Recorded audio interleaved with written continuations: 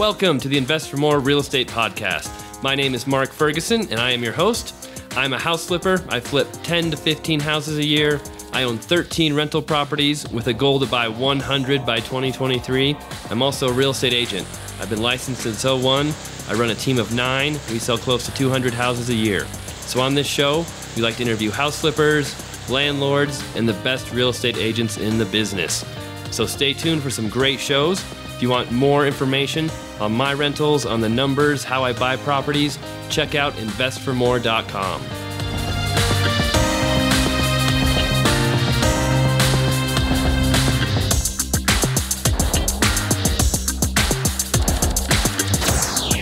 Hi, everyone. It's Mark Ferguson with the Invest for More podcast. Welcome to another episode on real estate investing, real estate agents. Today, I've got an awesome guest, Joe Evangelisti, who has his own RE/MAX agency, has a ton of rental properties, does wholesale deals, flips, and even does new construction. So if I thought I had a lot going on, Joe is just going crazy right now. So I'd like to welcome Joe. Thanks a lot for being on the show. How are you doing? Awesome, man. Awesome. First of all, thanks for having me. I'm really excited to be part of your show. I know we recorded an interview with you on my show that got a lot of activity. So it's good to be part of your show, and I wish you luck with it. Great. Thanks. Yeah, it's great doing your show. I know I just started my podcast here a few weeks ago, and so far it's been great. It's great talking to other investors and learning what they're doing. I know you are an agent, you're a real estate agent. Is that how you first got started in real estate, was as an agent, or did you start out as an investor? Actually, it was the opposite way. I had my first investment property, and the way I got into the real estate business, ironically, I was showing my first deal that I got into. I was actually showing it to the first group leader that I had joined. So I joined a real estate group initially to get us some exposure, and I had flipped a property. And I was actually showing it to the guy who ran the real estate group. He was in between houses. He actually sold his house and he had nowhere to go. So yeah, he came to my property and I was showing it to him as a rental property for a short term. And after I got done showing it to him, he said, you'd make a really good realtor. You show the property really well. And, you sold it. Have you ever thought about getting your license? And at the time, I thought it was a great idea to help me springboard myself in the real estate business and the investment business, and then, kind of get some exposure with the brokerage piece. So that's how I got into it. It was after my first flip, after I had, personally done my first flip. Very cool. And so, before you did your first flip, what were you doing? What was your job? What made you want to get into real estate at all? Well, I always tell people my background is in construction. So I was a construction project manager. I was actually running the general contracting department of my dad's company at that time. And I'd always had a bug for real estate. I always wanted to buy stuff. I just liked building stuff and improving stuff and things like that. So my bug came from the construction industry. And then I decided, I really want to be in the real estate investment industry. And then I kind of backed my way into the brokerage industry as well. When you start out as an agent, don't just start out as the head broker. You start out as an agent with another broker. Yep. Were you going full time? Were you just kind of doing it part time for your own deals? How did it start out first being an agent? Well, I was really lucky. My wife had a pretty good job, and she supported my ass for a little while. And I jumped pretty much head on into it. I probably had my license for maybe a couple months while I was finishing up working for my dad, and then I just decided I'm going to jump in both feet. At the time, one of my partners and I had been flipping homes by hand. Literally by ourselves, doing it nights and weekends while I was running the GC company. So we flipped a couple houses in the interim between the time I got my license and, started becoming a full-time realtor as well. So that's kind of how I made the transition. Yeah. Did you find success right away, or did it take you a while to start selling houses and really get the hang of being an agent? The agency piece was always kind of secondary to me. I've always considered myself an investor first, even though my brokerage and my group sells a lot of real estate. I've always kind of thought that the investment piece was where I wanted to be, buying and holding and then buying and flipping. So we've been doing that for about 8 years. Just along the same time, we've been building the real estate sales piece. So I guess they kind of really grew together. There wasn't really like one took off before the other. They kind of grew simultaneously. What made you want your own office? That's a big jump from just being an agent and an investor to being the head broker and owning an office. Yeah. The thing about the office piece for me has always been, I got really, fairly successful at sales, and you get to a point kind of like I'm sure you are in your real, that's why you do this podcast, right? You like to educate people. So, I was running a successful group of folks who were selling, a lot of real estate, and I kind of parlayed that to, you know what, I would love to have a whole office full of folks who I can teach our methods and help them grow their business. And, the byproduct of that is just like what happened today. One of my agents brought me a deal. We're putting it under contract. So I have a lot of really successful brokers in the office, and now they're also out there and they're my agents. So I'm their buyer. So, it kind of builds in for them the ability to either double end a deal or have a buyer on standby. They know me as the broker owner, but I'm also an investor. So when they come across stuff, it's like, boom, send it to Joe. You're going to get an offer. So it's really became a nice synergy that way, that I have an office with really successful folks that are also going out looking for deals. And some of them are getting involved in the investment piece too. So it's really got a good, like I said, good synergy there. Yeah. It sounds kind of like being an agent, actually selling the houses yourself wasn't the key to your business. It was hiring other people, hiring other agents, building up staff to let them do it and basically make you money while you managed everybody. Yeah. My team. So to this day, I'm at the point now where I still interact with every file. I still talk to all my sellers and my clients, and like I do the buyers interviews and stuff like that. Am I on the street showing houses? Not generally. Am I, going on listing appointments? Not generally. We started to build a really good team that I can trust, that are going to take care of, my past clients and referral sources the way I would. I still have my hands in it. I'm just not 100%, doing everything, writing contracts, all those things, which the whole idea is that every really successful realtor has to graduate at some point to where they have, a team that's doing the other, the day-to-day work. Right. Yeah. And that's exactly how I have my team set up too. I used to be the one doing all the showings, the listings, all the tasks. And at some point you'll drive yourself ragged. You hit a ceiling. And that's when I started hiring assistants. Then you hire an agent, then you hire another agent. All of a sudden, you've taught them how to do your job and you kind of oversee everything. But yeah, it's hard to ever get completely out of it. You've got to be in touch a little bit. So no, that's very cool. Yeah, definitely. How many rental units do you have right now?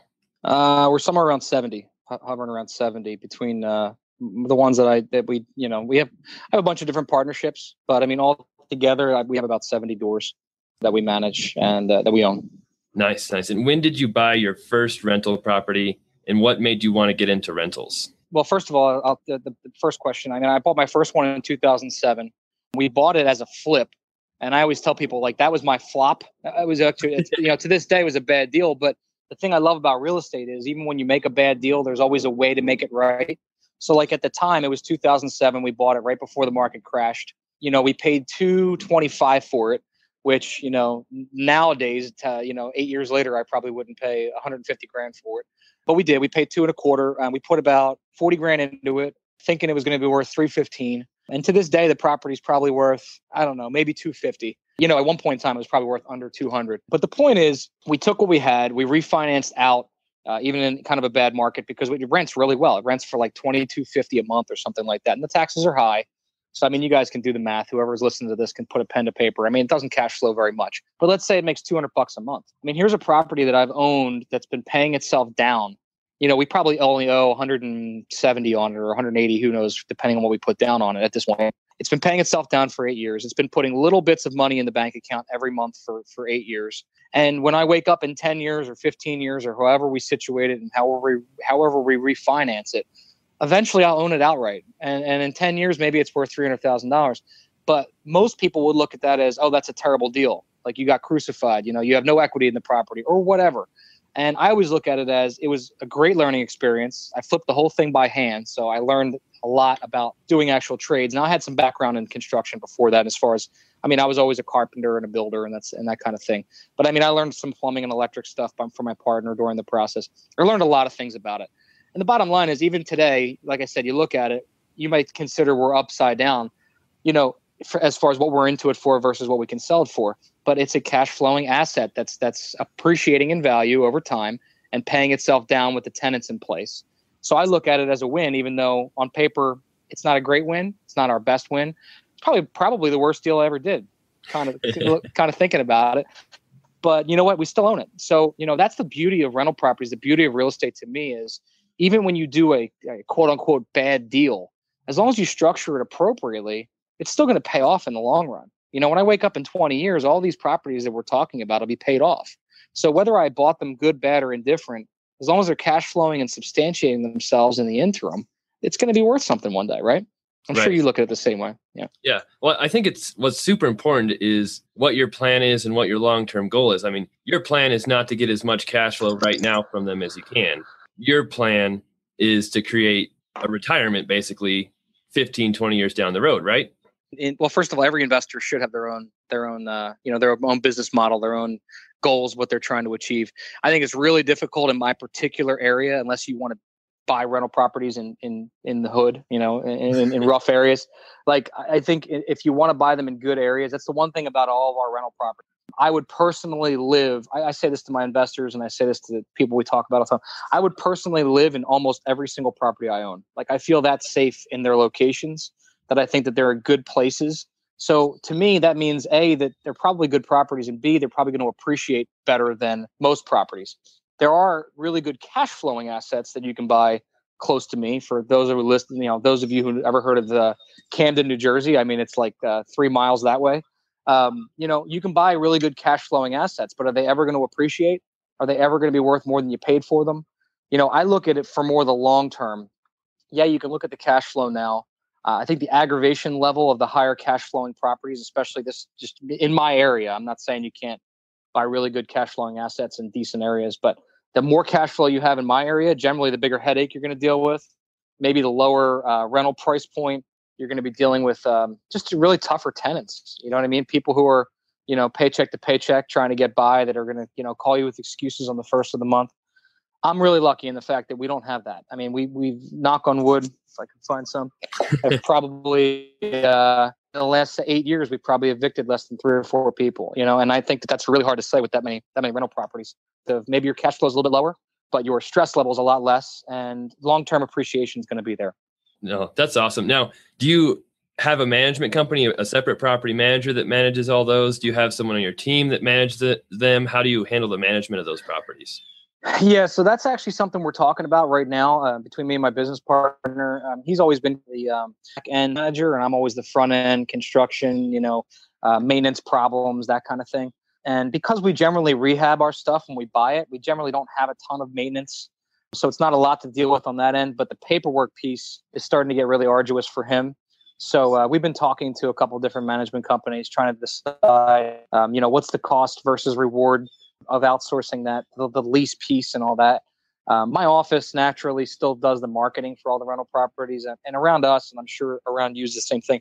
I mean, you put a rental property up for the right price and it shows well, it's only there for a couple of days. I mean, there's not like you're lagging on the market. So the marketing piece is kind of easy. But we have been thinking about outsourcing the paperwork end of it, because once you get to a certain number of units, it's hard to keep up with all the leases and when they're expiring and when they're renewing and all that kind of stuff, sending out notices. That's fantastic percentage of only doing 3 evictions, and you're doing most of the work yourself. That's just great. Yeah. Now, don't get me wrong. That doesn't mean we haven't had to threaten eviction a few times. Generally, we have good enough tenants that once you put an eviction notice out there, they're reaching out to us and saying, okay, I'd like to work this out, so on and so forth. So we've been lucky in that regard. You're still buying rentals now, right? Or are you kind of holding off for the moment? Absolutely. Yeah. No, almost every time we buy a flip property, I just did a Periscope video about this today, actually. When we buy something, I have more than one exit strategy for the most part.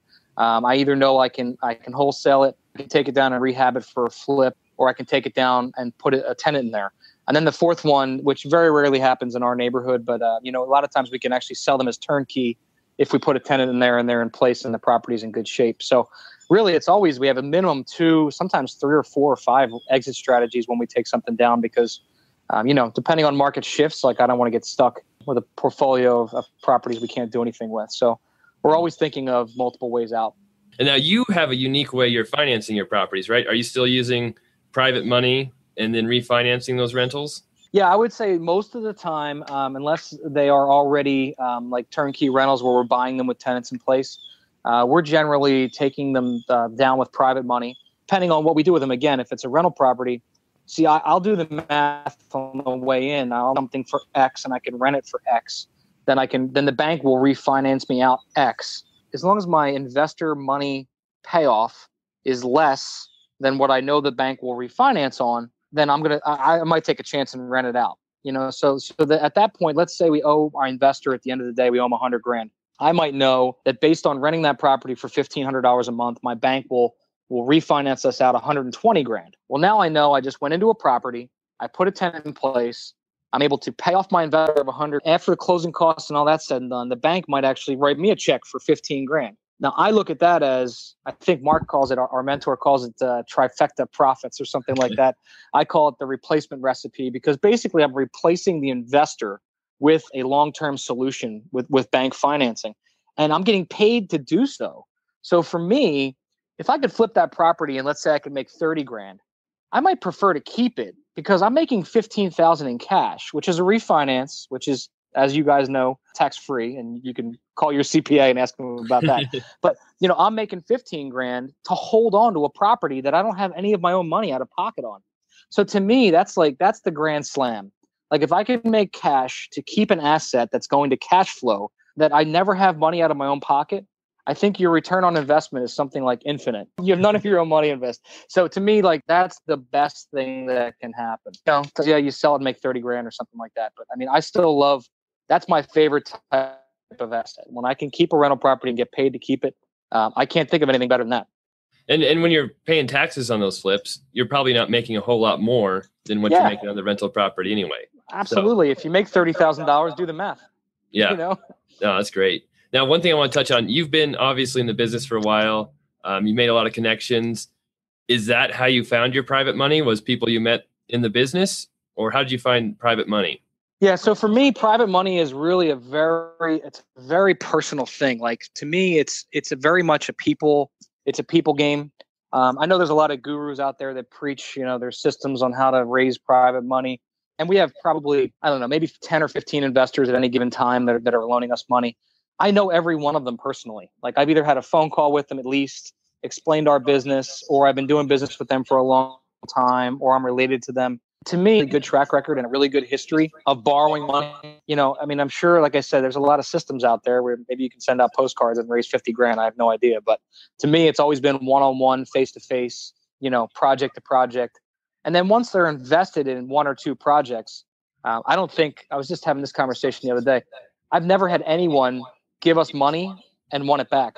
They do a deal, they get paid their return on investment, and they're so happy. They're like, do another deal.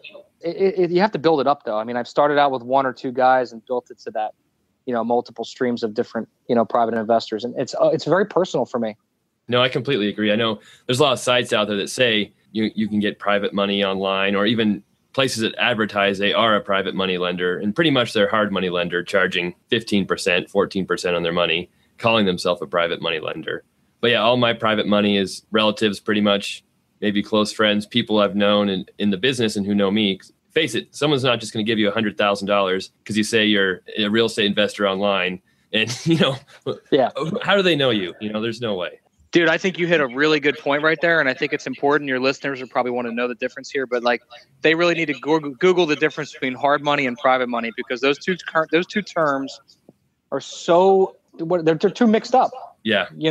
Like you said, hard money is hard money. That's not a guy who's writing a check out of his checking account and trusting you to use the money. And on a long term, by the way, most hard money is not long term, right? Right. It's 12 months at the most, usually.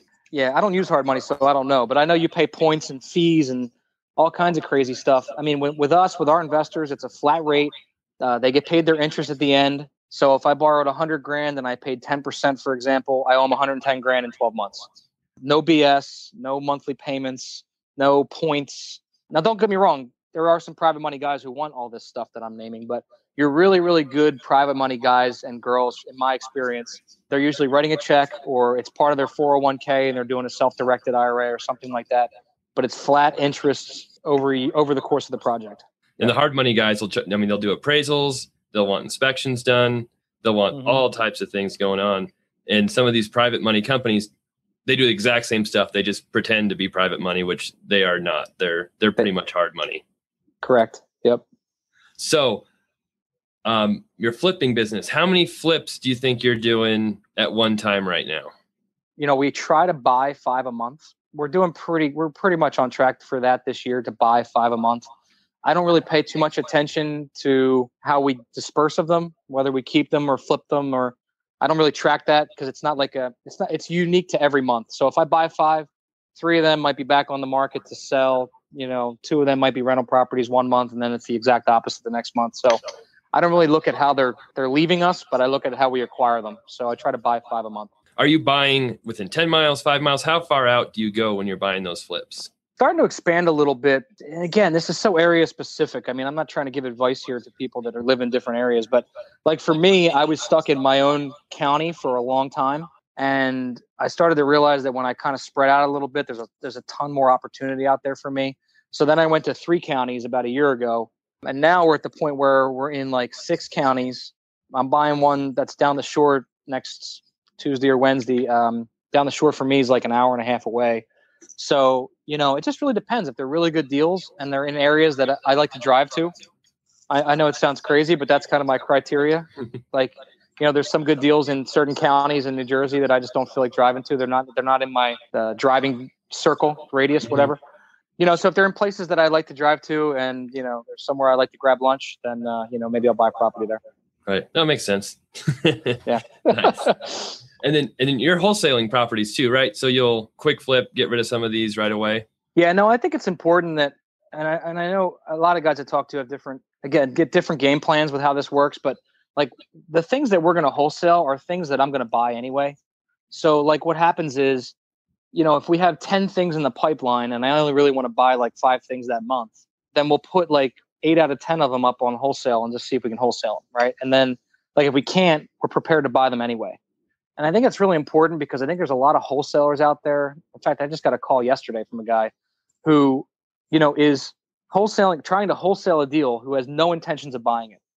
You know what I mean? And that's really, really tough because I think that you put yourself out there and you tell a seller you're going to follow through and you have no plans on following through. So if you put it under contract for too much money and you can't get a guy like me to buy it, then you're going to back out of the contract. Knock on wood, I've never had to back out of a contract. So we're putting things under contract with the intention of I'll buy every one of them if I have to. I just don't really want to. So if I can make 5 or 10 or 15 grand to sell something on a wholesale, then that's what we're going to do. And then at the same token, sometimes we buy stuff that we're planning on reselling anyway. So for example, I bought one a couple weeks ago that we're wholesaling, but we're reselling basically. I mean, we didn't put any money into it. We bought it. We had a couple investors come through it. They gave us a higher number than what we paid. So, the downside is, I'm going to pay holding costs and insurance and closing costs twice. But, it should be a $20,000 profit, to resell it to this it's actually an end user. He's an investor, but he's going to buy it for himself. Again, there's always that exit strategy. But most of my deals, unless they're really cherry deals that I know I want to buy, or if they're new construction, I don't usually wholesale new construction. They're all going to make it to a wholesale site at one point in time and just kind of see what happens. Right. You made a great point. I interviewed Mark Scouron last week, and he talked about the intent to buy these properties or actually do a deal for wholesalers. And there are so many wholesalers out there who are kind of guessing. They make an offer to a seller. They hope somebody will buy it from them. They have no idea what they're doing, and it gives so many people in the investing business a bad name. Those guys absolutely kill me. They kill me. There's times when you put a deal and you're 90% positive and maybe you're wrong and you have to go back to the seller and renegotiate. I'm not going to say that's never happened to us, but when you make an offer to a seller, in my opinion, you should damn well know what you can sell it for, or you should be ready to buy it. The thing about it is if you put it under contract for 50 and I go in there and I tell you it's only worth 40, you should be prepared to buy it for 50. Like you already told the seller 50, right? So like it gives us all such a bad rap when you don't have the backing to know that you want to buy it. And I know there's a ton of gurus out there that are doing it and putting, they're telling people to put under contract. My advice is worst case scenario, you should have a couple cash buyers on your roster and you should get their opinion before you put it under contract. Because any really good investor buyer like myself is not gonna begrudge you making 5 or 10 grand. You know what I mean? So if my wholesalers call me up and they say, hey, what would you pay for this address? I think the fear out there is a lot of wholesalers think they're going to call me and I'm going to somehow get a hold of the seller and I'm going to beat him to the punch and I'm going to negotiate it and I'm going to kick him out of the deal. I mean, no good buyer is going to do that. I mean, it's pretty simple.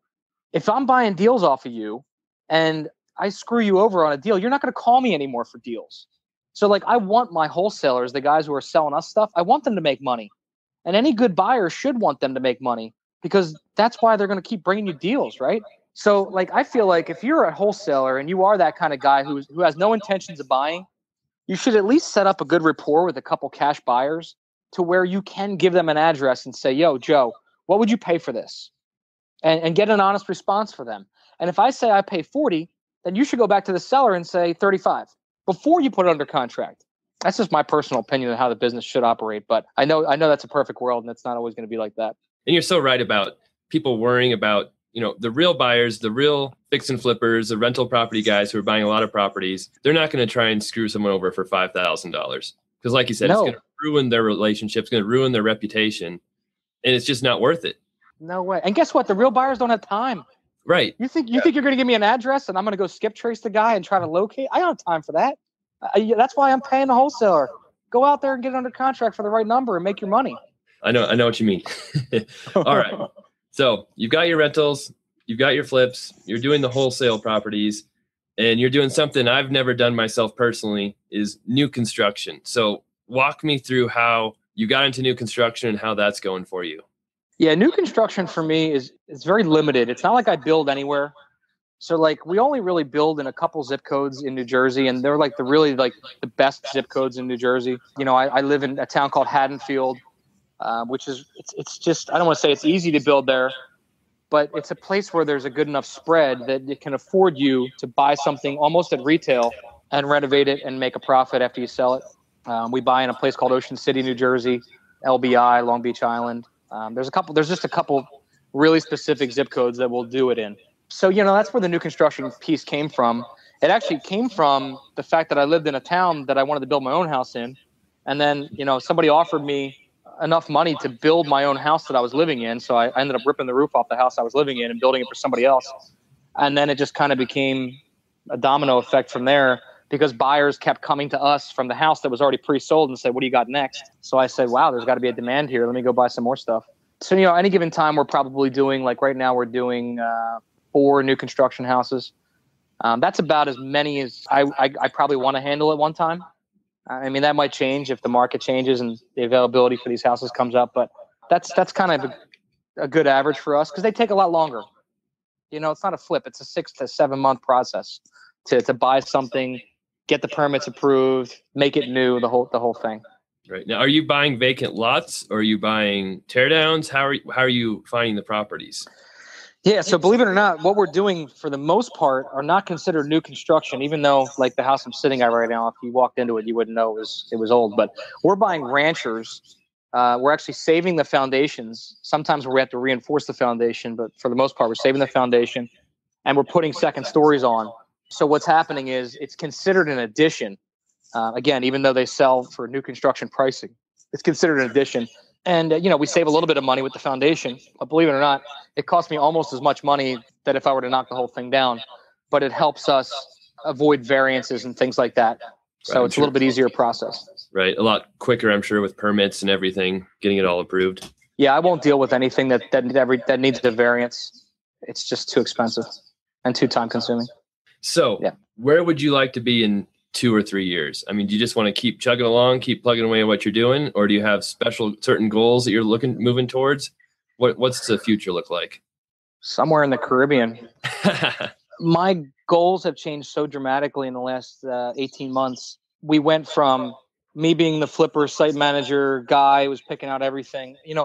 My new goal, my new vision is to start to systematize it. And as Mark says, work on my business and not in my business. So we've gotten a lot better. Like the rehabs, for example, they are pretty turnkey for me as far as my guys know when I buy something exactly what's going to go into it, what colors, what paint, what flooring, what granite, what cabinets. We kind of like we're pretty much just it's an assembly line. So the rehab piece is pretty easy. So what we have now is we're starting to build like an A, B, and C list of finishes. So like the A finish will be everything up to $200,000. B will be like 200 to 600. And then C, which is really harder to do, is the more custom stuff, the $700,000, $800,000 custom homes, what the finishes go into those. Those are going to change every one, because whenever we get over 700, it's kind of a one-off thing. But for me to build out like the A and B finishes is really interesting and really, it's really cool process for me, because once we decide what goes into them once, now I can kind of push a button and say, all right, guys, it's an A finish house. So you know what to do with it. We're building out Cedarcroft Avenue right now, right? Like my guys know it's going to be exactly like Maple Avenue we just sold last month. So I don't really have to step foot on the project anymore. I go because I enjoy it. I know a lot of the virtual guys like don't even want to step foot on it, which is fine. I don't really have to if I don't want to. I just kind of do it because I like it. But to the point where in a couple of years, my idea will be that we're doing 6 to 10 of these a month, rehab, resale, rental, whatever you want to call it. And that we're doing it in a system where I don't have to be involved. Nice. That's my ultimate vision in 2 years. Nice. And one thing I forgot to ask you too is, how are you finding your properties? I mean, are they MLS deals? I know you do some direct marketing. Where do the majority of your deals come from? Yeah, mostly direct to the sellers. We have a lot of wholesalers bringing us deals, which is cool.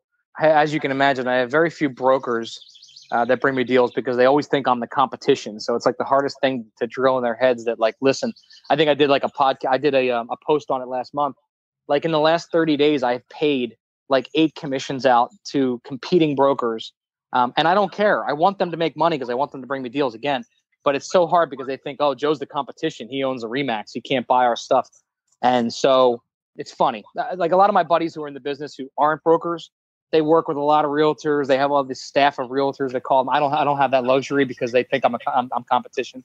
But we do find a lot of off MLS stuff, direct to sellers. We're doing direct marketing. We're doing. I have a lot of bird dogs who are out there who are really kind of quasi co-wholesalers, but for the most part, they're really just kind of employees of mine. Not employees, but they're 1099s. They're independent contractors out there finding deals. So that's the culmination. We have ads up. We have trucks on the road.